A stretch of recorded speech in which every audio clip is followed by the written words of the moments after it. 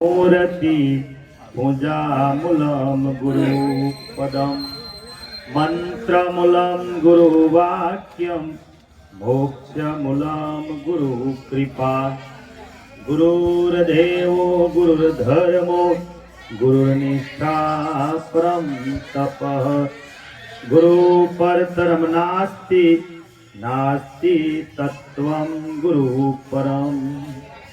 बोले श्री सदगुरु देव की जय, सदगुरु कबीर साहेब की जय, गुरु श्री ज्ञान प्रकाश साहेब की जय, पधारेला सर्वे संत की जय, भक्त समाज की जय साहेब। આજનો કાર્યક્રમ અહીંયા શુભગામ વડસર મુકામે આપ સર્વે કાર્યક્રમની રૂપરેખાથી વિધિત થઈ ચૂક્યા છો। આજનો કાર્યક્રમ આમ તો સામાજિક કાર્યક્રમ ગણાય। આપણા ખૂબ જ પ્રેમી સત્સંગી અને અવારનવાર ભજન સત્સંગમાં હાજરી આપીએ અને જોઈએ ત્યારે આપણે અવાજ સાંભળીએ છીએ, સાઉન્ડ પણ ખૂબ સારી રીતે ચલાવતા હતા એવા ભક્ત શ્રી મફતભાઈ ઉર્ફે કનુભાઈ આ સંસારમાંથી સદાના માટે ચિરવિદાય લીધી, દેહમુક્ત થયા। આમ તો એમનો કાર્યક્રમ સામાજિક રીતે 13 દિવસ આજે કાર્યક્રમ છે, પણ શ્રદ્ધાંજલિના રૂપમાં આ કાર્યક્રમનું આયોજન કરવામાં આવ્યું। સત્સંગના રૂપમાં આ કાર્યક્રમને પરિવર્તન કર્યું એટલે ખૂબ વિવેકભર્યું કાર્ય કહેવાય। આપણા પ્રમુખ મહોદય શિક્ષક શ્રી નગીન સાહેબ, મલુકદાસ સાહેબ અને સત્સંગી ખૂબ જ વિવેકી મહાપુરુષો, બહેનો, બાળકો, માતાઓ આવા કાર્યક્રમમાં આપણે મળીએ છીએ ત્યારે સંતો તરફથી પરિવારને હૈયાધારણા મળે, આશ્વાસન મળે અને જીવનની વાસ્તવિકતાનો ખ્યાલ આવે એવા સદવિચાર, જ્ઞાન, ભક્તિના ઉદ્ગાર પણ મળે।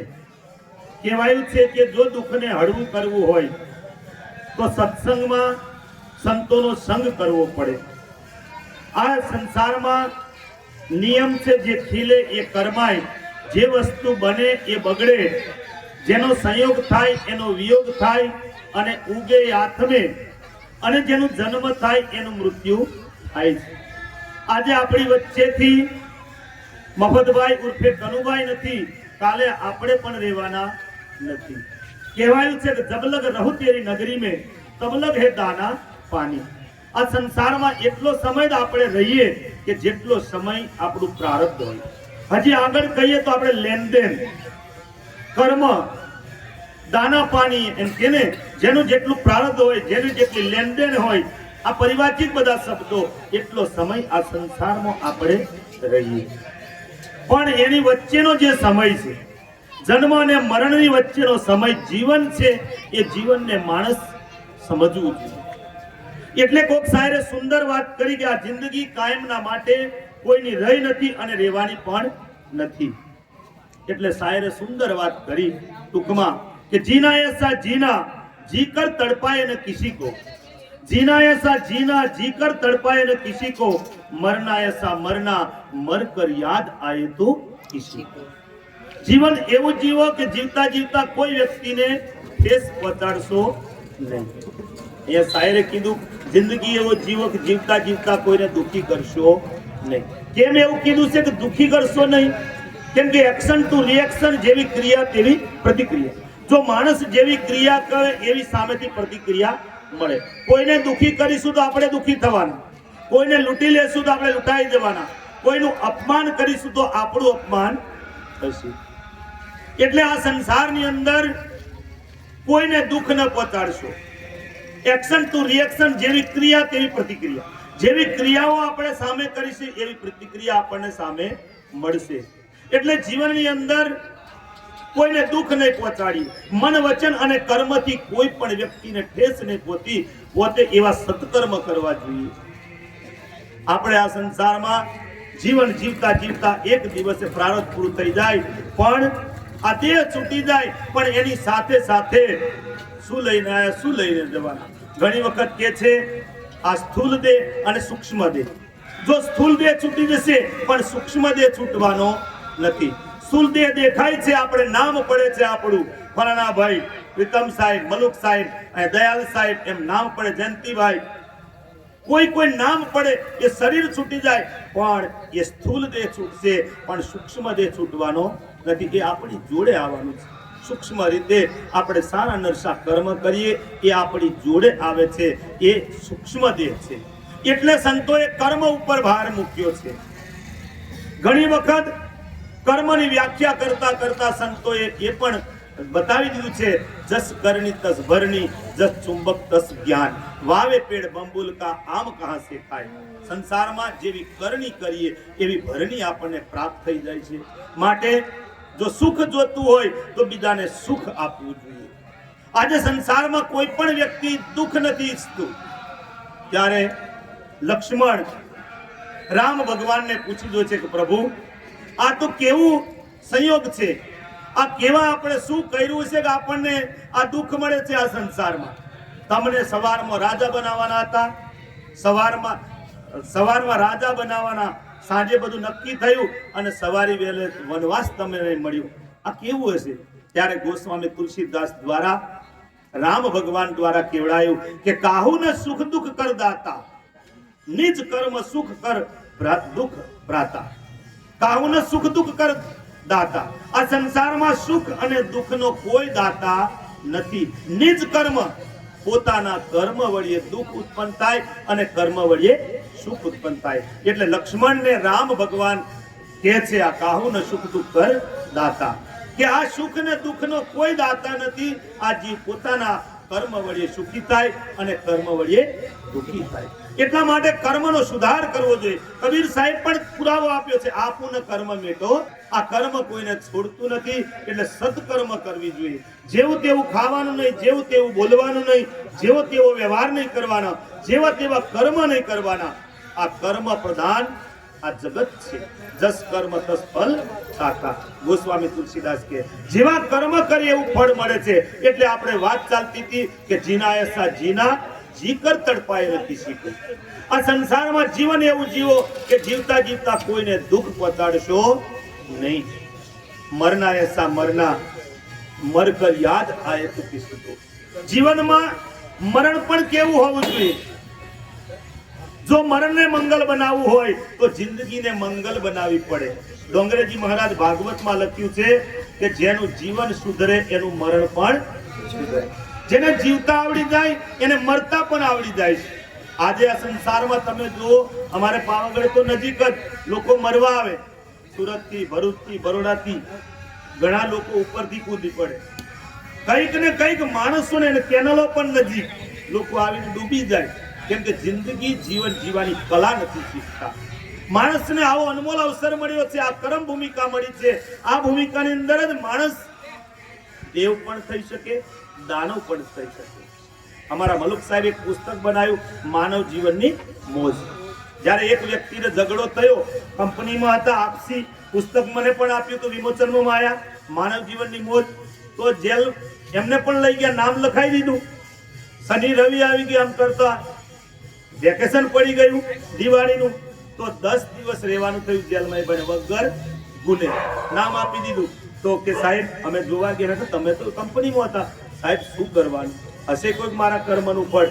પણ મેં કહ્યું તમે આ માનવ જીવનની મોજ વાંચજો પુસ્તક, તમારું દુઃખ હળવું થશે, તમને સત્પ્રેરણા મળશે, તમારા દિવસો પણ બોજારૂપ લાગે ને. એ માનવ જીવનની મોજ એ પુસ્તક આપ્યું, એ ભાઈ વાંચી આખી. વાંચીને આવ્યા ને 15-10 દિવસે મને કે સાહેબ બહુ પરમ શાંતિ મને મળી.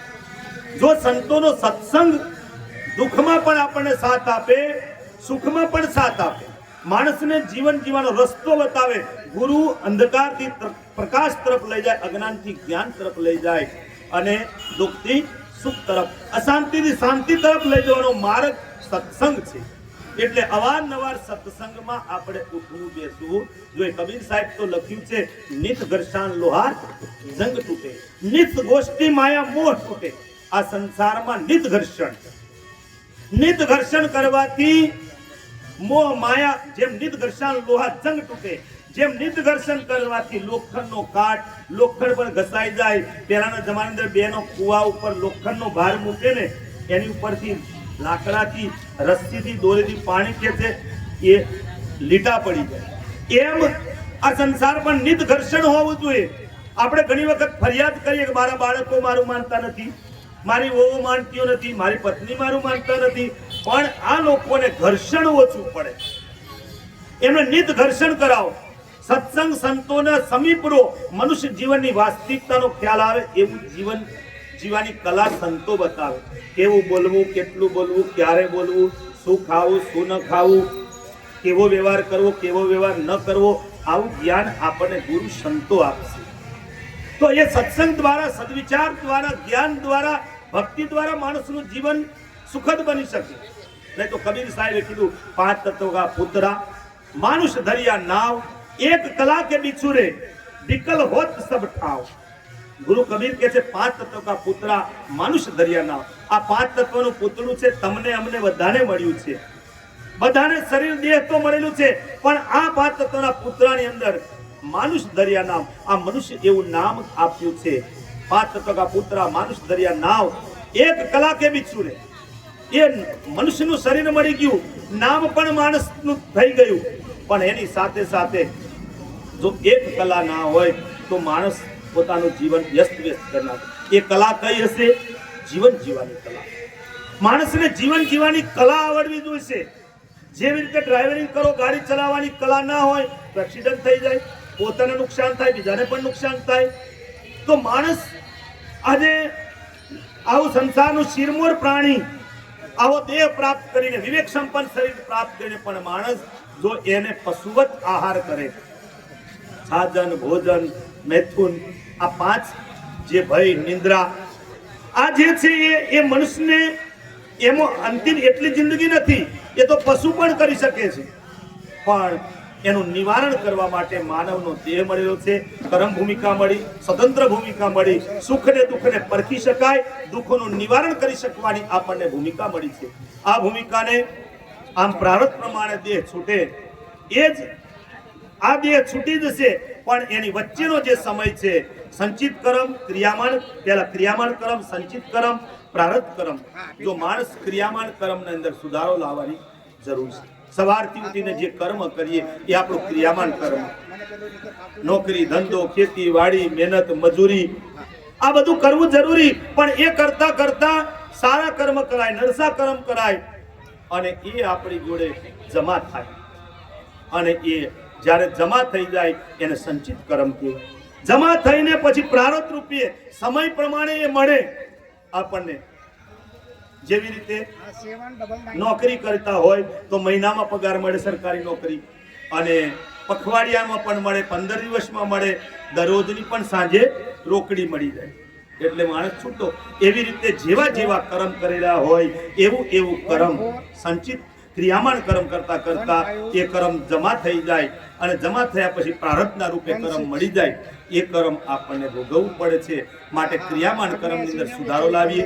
આવું વિવેક સંપન્ન શરીર મળેલું છે, આવી ભૂમિકા મળી છે. આ ભૂમિકાની અંદર આપણે ખૂબ વિચાર કરીને જીવન જીવીએ, કોઈનું ખોટું નહીં કરીએ, જે ન ખાવાના પદાર્થો નહીં ખાઈએ. ઘણી વખત કબીર સાહેબને એક વ્યક્તિએ પ્રશ્ન પૂછ્યો કે સાહેબ, આ શરીર છૂટી જાય તો આ જીવ કઈ જતો?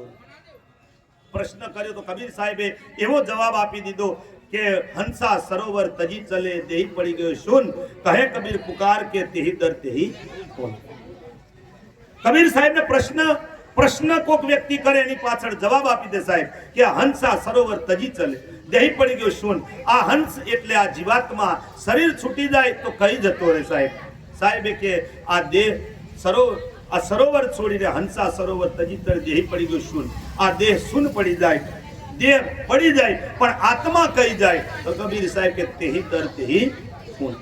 જેવું વાતાવરણ બનાવે, જેવા કર્મ બનાવે, જેવો માહોલ બનાવે, જેવા અવસરો કરે, જેવા પ્રસંગો કરે, એ પ્રમાણે માણસ પોતાના કર્મ લઈને પાછો બીજો દેહ ધારણ કરી લે. માની લો કે કોઈ બહુ વિષય વાસના વાળો જીવ હોય તો ભોગ ભૂમિકાઓની અંદર વિષય વાસનાના મોટા મોટા મહાકાળ શરીરોના દેહ ધારણ કરી લે અને જે આવો વિવેક સંપન્ન મર્યાદામાં રહીને પોતાનો સંસાર પસાર કરે એ વ્યક્તિ પાછો વિવેક સંપન્ન શરીરની અંદર પણ આવી શકે.